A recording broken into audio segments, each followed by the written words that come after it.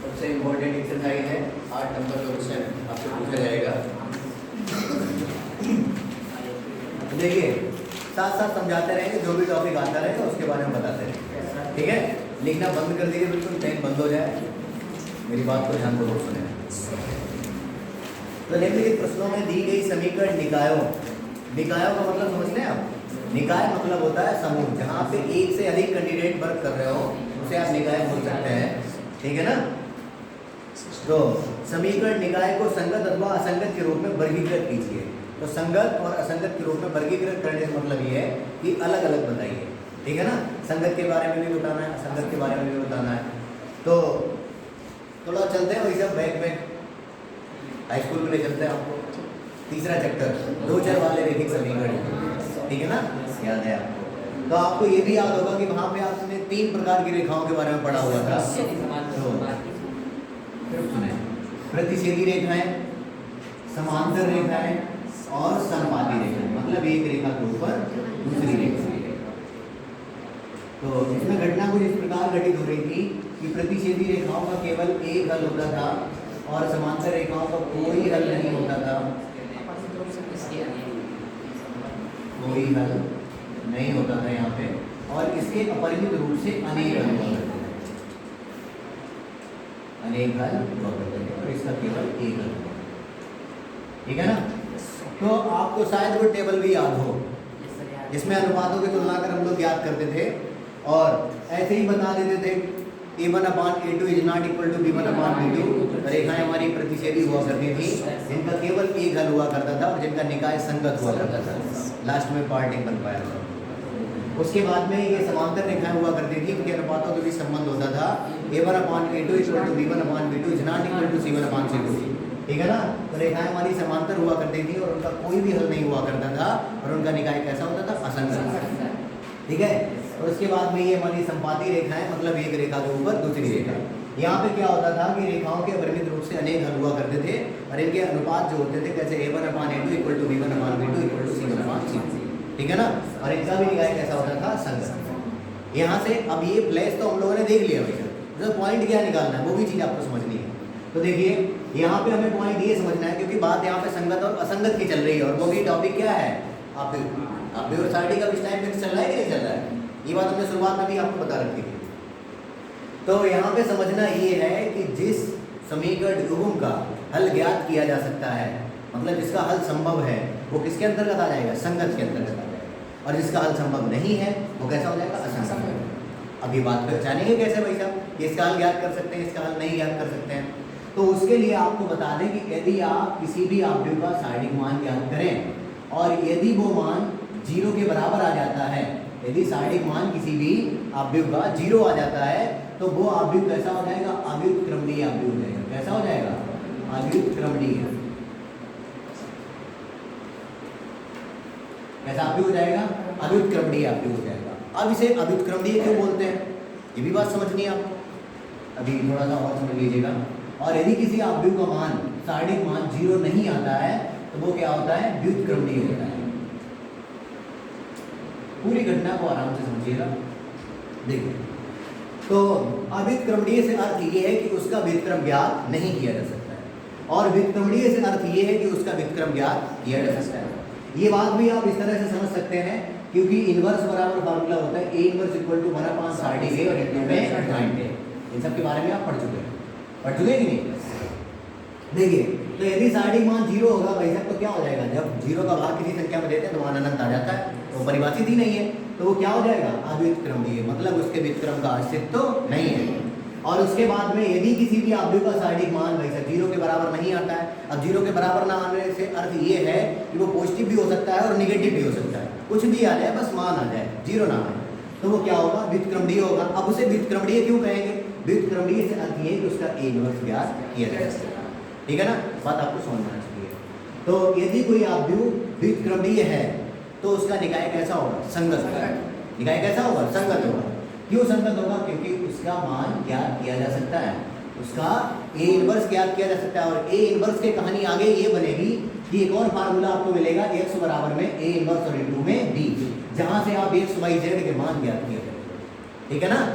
यही है वो हल एक्स वाई जेड के मान जो आएंगे वही तो हल की बात हो रही है, इसके लिए अभी तक आपको सिखाया जा रहा है पूरा प्रोसेस। और यदि भाई साहब आप भी कैसा आ रहा है, अभी क्रमड़ी आ रहा है तो उसका निकाय कैसा हो जाएगा? बताइए बात समझ आ रही है? बिल्कुल अच्छे से बात आप समझ पा रहे हैं, ठीक है ना?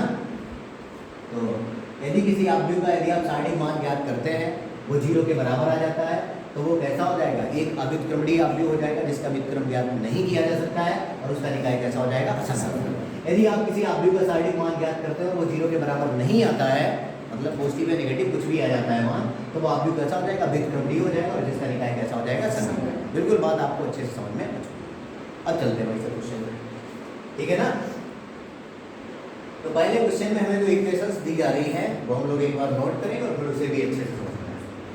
तो दिया जा रहा है x और प्लस 2y और इक्वल टू 2 समीकरण 1, और अगला समीकरण हमें दिया गया है 2x और प्लस 3y और इक्वल टू 3। मान लेते हैं समीकरण 2, ठीक है ना? तो बात आपको बहुत अच्छे से समझनी है। देखिए समीकरण को ax बराबर b के रूप में लिखो, ठीक है भाई? अब इसमें क्या होगा? a इक्वल टू हम लोग लिखेंगे तो a हमारा कितना हो जाएगा? फर्स्ट टाइम पहले स्तंभ में x के गुणांक, सेकंड स्तंभ में y के गुणांक, और अभी z नहीं है तो 3 समीकरण होंगे तो z भी मिलेगा, और तीसरे स्तंभ में क्या करेंगे? अब z के गुणांक। इधर कितना हो जाएगा? 1, x का गुणांक क्या होगा? 1, और यहाँ पे x का गुणांक कितना है? 2। बात समझ में आ रही है? और इधर कितना है? 2, इधर कितना हो जाएगा? 3, ठीक है ना? x बराबर आपको क्या दिया जा रहा है? x और y, और उसके बाद में b बराबर आपको दिया जा रहा है 2 और 3। सॉरी आप भी उधर मुझे लिखना होगा ना, थोड़ा सा अजीब तो नहीं लग रहा ना? समझ में आ रही है बात? कोई समस्या नहीं आनी चाहिए। ये ax बराबर b के रूप में लिखा है। किसे लिखा है? इस इक्वेशन को लिखा हुआ है। बात समझ में आ रही है? कोई समस्या तो नहीं आ रही ना? बताइए तो फिर और समझाएं, और समझा दो। चलिए यहाँ पे हमें स्टेप दी जा रही है भाई साहब कि x और प्लस 2y और इक्वल टू 2 और 2x और प्लस 3y और इक्वल टू 3, ठीक है ना? तो हम जितना समझा सकते हैं उतना हम समझाते हैं, फिर आप भी उतना समझिएगा जितना कि आप समझ सकते हैं, ठीक है? दोनों भाई साहब ये क्या लिखे हुए? पंक्ति में बड़े स्तंभ होता है ना, फॉर्मूला। ये क्या लिखा हुआ है? 2 पंक्तियाँ हैं, तो ये भी 2/1 है और ये भी क्या है? 2/1 है कि नहीं है? तो दोनों की यदि तुलना करेंगे तो समीकरण निकल के आ जाएंगे नहीं आ जाएंगे? फिर इसे भाई साहब तोड़ेंगे हम लोग। इसे हम लोगों ने क्या लिख दिया है? एक लिख दिया है। अब इसे हम लोग जो है थोड़ा सा संतुष्ट करेंगे तो कितना हो जाएगा? 1 और 2, 2 और 3, और इनटू में हम लोगों ने लिख दिया है x और y। लिखा है कि नहीं? समझिएगा थोड़ा ध्यान से। और आव्यूह के गुणन का रूल होता है, ये तो बराबर में चल ही रहा है 2 और 3। ये किसके रूप में लिखा हुआ है? ax बराबर b के रूप में लिखा हुआ है। थोड़ा समझना है अच्छे से। तो देखिए आव्यूह के गुणन का रूल होता है, पहले आव्यूह में स्तंभों की संख्या और दूसरे आव्यूह में पंक्तियों की संख्या। तो पहले आव्यूह में स्तंभ कितने हैं? 2 हैं। इसमें कितनी पंक्तियां? 2 है। गुणा हो जाएगी नहीं? तो गुणा करते हैं। फार्मूला होता है पंक्ति में गुणे स्तंभ। तो 1 का गुणा x में करेंगे तो x, 2 का गुणा y में करेंगे तो कितना जाएगा? आ जाएगी नहीं? और फिर उसके बाद में आपको क्या करना है? दूसरी पंक्ति ले लेनी है और इसी स्तंभ में गुणा करना है। तो जब आप 2 का गुणा x में करेंगे तो क्या आ जाएगा? 2x, और 3 का गुणा y में करेंगे तो कितना आएगा? 3y। बात समझ में आ रही है क्या? अब तो समझ में आनी चाहिए कि नहीं आनी चाहिए? क्योंकि इसी को तो भाई साहब ये लिख दिया है कि नहीं? बात समझ में आनी चाहिए अब आपको। और ये बिल्कुल बराबर लिखे हुए हैं, और इसी को क्या मान लिया? इसे a मान लिया है, और इसे x मान लिया है, और इसे क्या मान लिया है? b। यही लिखा हुआ है ax बराबर b, ठीक है ना? अब भाई साहब हम लोगों को जांच किस पे करनी होती है? पूरा हमारा जो गेम डिपेंड रहता है वो किसके ऊपर? a के ऊपर। a के ऊपर डिपेंड रहता है कि नहीं? तो बस थोड़ा सा ध्यान करना है आपको। तो आव्यूह a को हम लोग बाहर निकाल लेते हैं, जो कि कितना दिया गया? 1 और 2, 2 और 3, ठीक है? अब आप देखिए, आपको सारणिक मान अगर ज्ञात करना है तो सारणिक रूप में से लिखना पड़ेगा। किसी भी वर्ग आव्यूह को आप सारणिक के रूप में लिख सकते हैं। तो 1 और 2, 2 और कितना हो जाएगा? 3। तो 3 एकम 2 दूना, कितना बच रहा है? -1। आपने सारणिक मान प्राप्त कर लिया है -1, जो कि आप देख पा रहे हैं 0 के बराबर नहीं है। तो आव्यूह आपका कैसा हो गया? व्युत्क्रमणीय हो गया। और व्युत्क्रमणीय आव्यूह किसके अंतर्गत आता है? संगत का, मतलब जिसका हल संभव होता है। जब आपसे संगत और असंगत नहीं पूछा जा रहा है, बाद बाकी मान नहीं पूछे जाते हैं। जब पूछे जाएंगे तो पूछ होते हैं। जो कि साइड के is not equal to 0, condition के अकॉर्डिंग बताना। इसलिए आप भी ए कैसा है, व्युत्क्रमणीय है।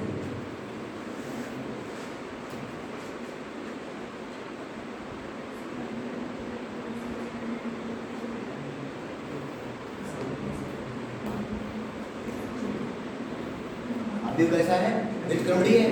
तो दिया हुआ समीकरण निकाय कैसा होगा, संगत। तो हम लोग फाइनली जवाब इन्हें दे देंगे। अतः दिया हुआ समीकरण निकाय संगत। अब ईमानदारी से बता दो, बात समझ में आएगी, बढ़िया तरीके से समझ में आ रहा है आपको, ठीक है। आंसर दे दो।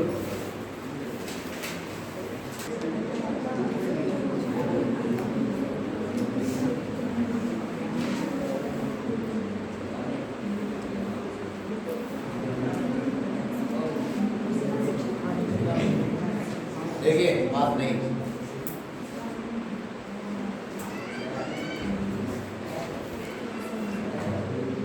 चौथा क्वेश्चन देखते हैं। चौथे क्वेश्चन में जो है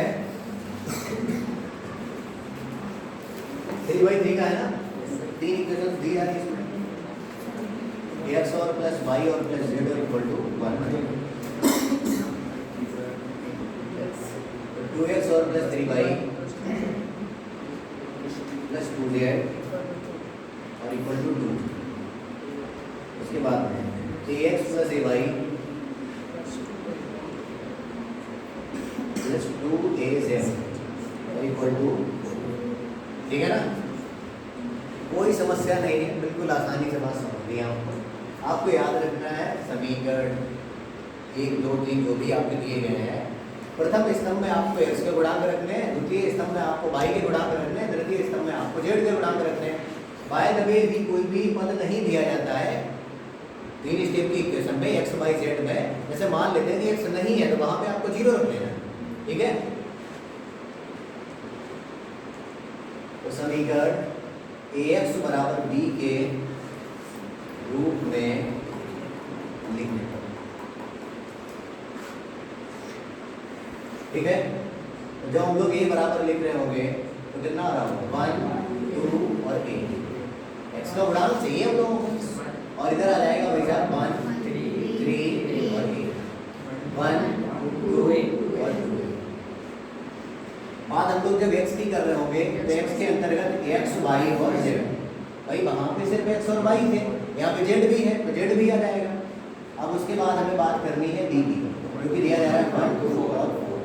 आपको ऐसा नहीं लगना चाहिए कि x और b का उपयोग नहीं किया जा रहा है, ठीक है, ऐसा नहीं लगना चाहिए, क्योंकि अभी बाकी है भाई साहब।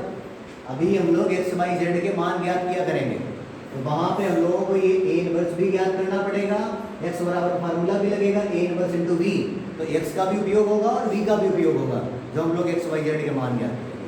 अभी सिर्फ स्टेप धीरे धीरे कॉन्सेप्ट आप समझते चले जाएंगे। अभी सिर्फ आपसे किसकी बात हो रही है, संगत और असंगत की बात चल रही है। एक वर्ग आव्यूह को सारणी के रूप में लिखा जा सकता है 1 2 और a, 1 3 और a, 1 2 और 2a। 3/3 का प्रसार अच्छे से जानते हैं, जानते हैं कि नहीं जानते? तो 1 ब्रैकेट में ये वाली लाइन क्रॉस, ये वाली लाइन क्रॉस, 2 3 6 और माइनस का 2, बीच वाला पद निगेटिव होता है, ये वाली लाइन क्रॉस, ये वाली लाइन क्रॉस, इसका बड़ा इधर 4a और माइनस का 2। उसके बाद लास्ट वाला पद हमारा पॉजिटिव होता है, तो ये वाली लाइन क्रॉस, ये वाली लाइन क्रॉस, इसका बड़ा इधर 2a और माइनस का 3। तो 1 और ब्रैकेट में कितना बच रहा है 4a, माइनस का 1 ब्रैकेट में 2a प्लस 1 ब्रैकेट में माइनस का 4a माइनस का 2a और माइनस का 3। तो 4a इधर हो जाएगा माइनस का 3a। माइनस माइनस की संख्या जो जरूर आती है, चिन्ह माइनस का कितना बच रहा है 1। तो ये आपने सारणी मान प्राप्त कर लिया है, जिसे हम लोग लिख सकते हैं सारणी a is not equal to 0 के बराबर नहीं है। तो आपका आव्यूह a जो है वो कैसा हो गया, व्युत्क्रमणीय हो गया, इसका निकाय कैसा हो जाएगा, संगत। इसलिए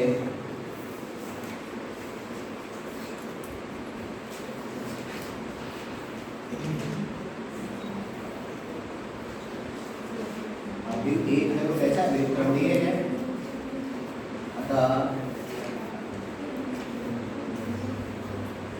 हुआ समीकरण निकला है।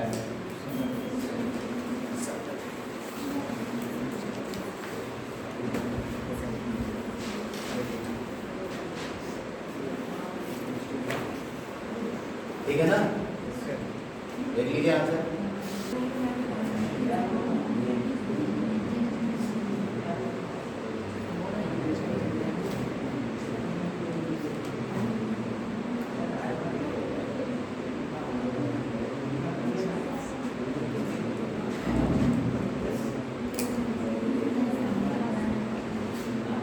देखिए तो क्वेश्चन हम लोग देखने वाले हैं 7 नंबर।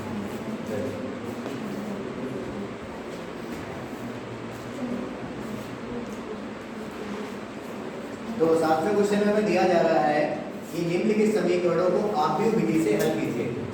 विक्रम भाई अब आ रही है आव्यूह विधि, वो थी आपकी प्रारंभिक रूपांतरण से, जो ए इनवर्स नहीं पढ़ा हुआ था हम लोगों ने बैंक में, उसे बोलते हैं प्रारंभिक रूपांतरण से इनवर्स ज्ञात करना। और अब जो आप इनवर्स सीख रहे हैं वो आव्यूह विधि से इनवर्स ज्ञात करना सीख रहे हैं और आव्यूह विधि से हल करना सीख रहे हैं। ठीक है ना, देखिए तो यहाँ पे क्या दिया जा रहा है, x + 2y = 4 और उसके बाद 2x और + 5y और = 9। ठीक है, अब देखिए अब हमसे क्या पूछा गया, आव्यूह विधि से हल कीजिए।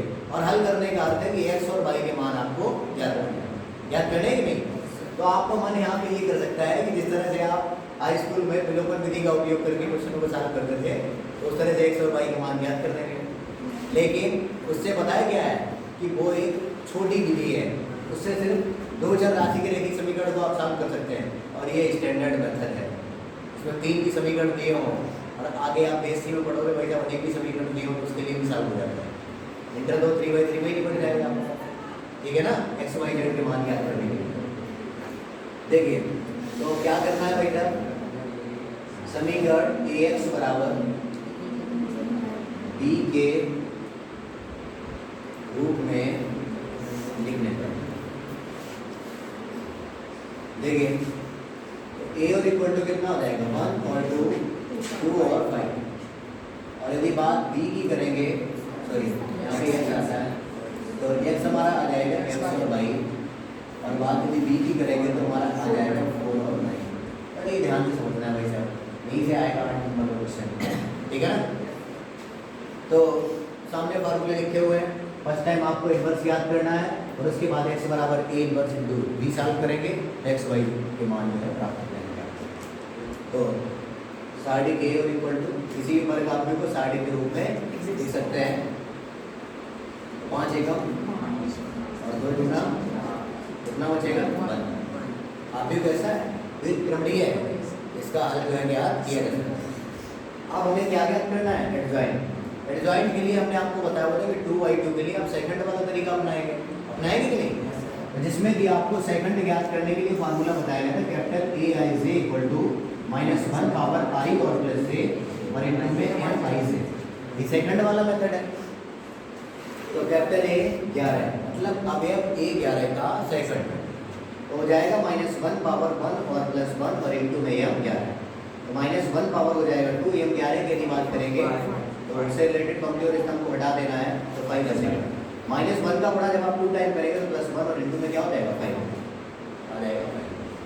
जब हम लोग बात कर रहे होंगे कैपिटल A 12 की, -1 पावर हो जाएगा 1 और +2 और इनटू में आ जाएगा m 12।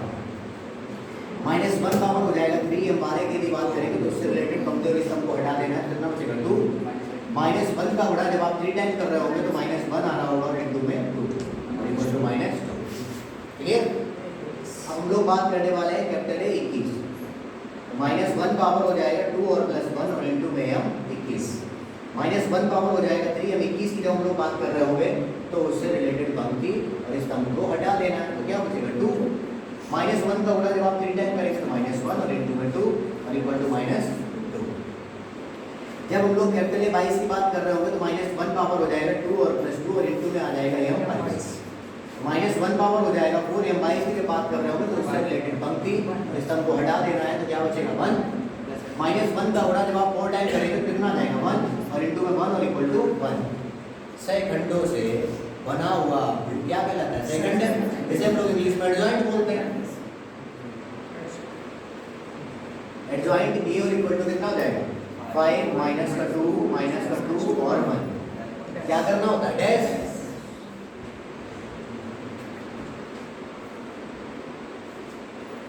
डैश कर देते हैं भाई साहब। कितना हो जाएगा? 5 माइनस 2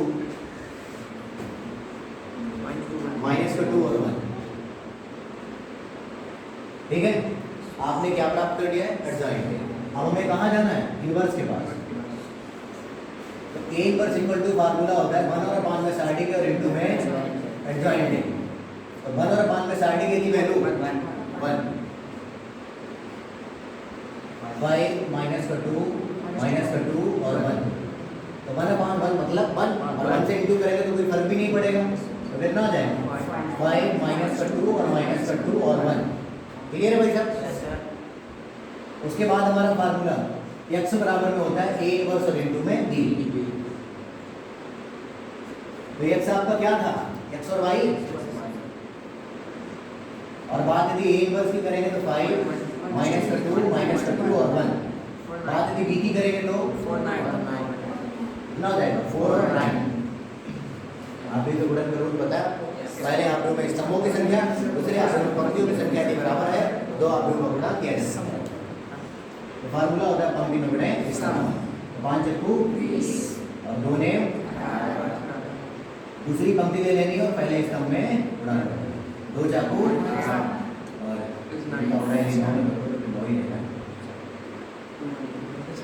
इधर हम लोग क्या सॉल्व कर रहे थे? x और y।